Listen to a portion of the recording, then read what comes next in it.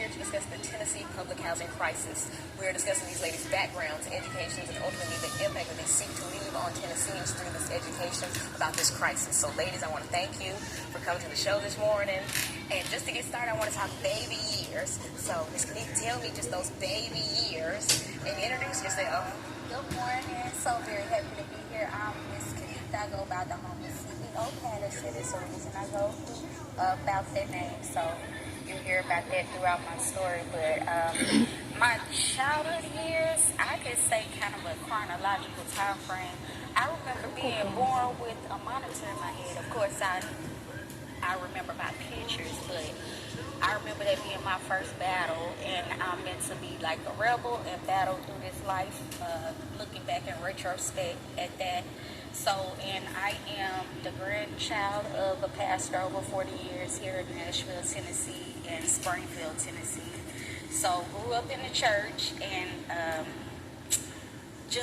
I had to find the Lord for myself, and just being a 5-year-old that was, I would say, SA, you know, that was a part of the enemy trying to steal my future and purpose that is coming about now. It's all full circle. So that's how my year started out, kind of going through that journey and, you know, just becoming, because from age 5 to 24, I dealt with being real mean. You wouldn't even understand how mean I was a fighter then. So about 24 years old, I found my church home. Recording.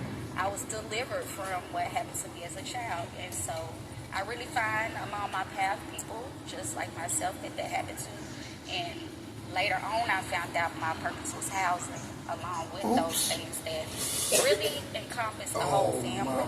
So that's kind of what my background is. And it all came from really being the baby and growing up, coming into who I am now.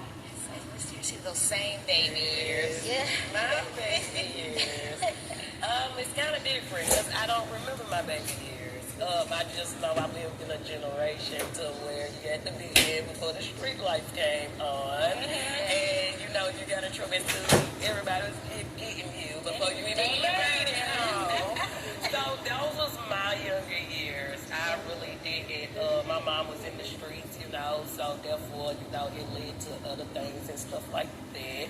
I had my first daughter when I was 14, so I've been a mom since I was 14. So my younger years was survival. That's what I want to say my younger years are.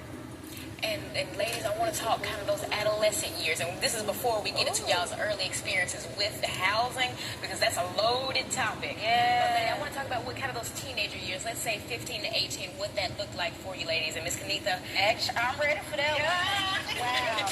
So there is kind of my high school years. And to be honest, I went through those years. I'm kind of like Miss Teresita said, I was a teen mom as well.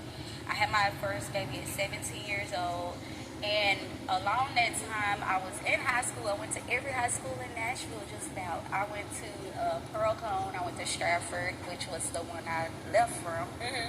Maplewood was my first school. I was always in cosmetology and anything to do with ethics. That's where I made 100 in cosmetology and ethics. The rest of the subjects you can kind of throw them out.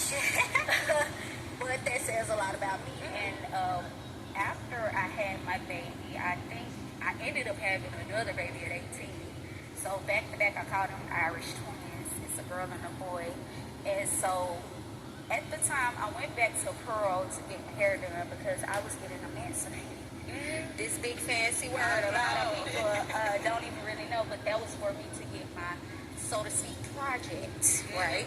And so when I went to do that, first of all, the teacher saw me. She said, I know you don't got no regret. And she threw her keys at me, which she often did it to us.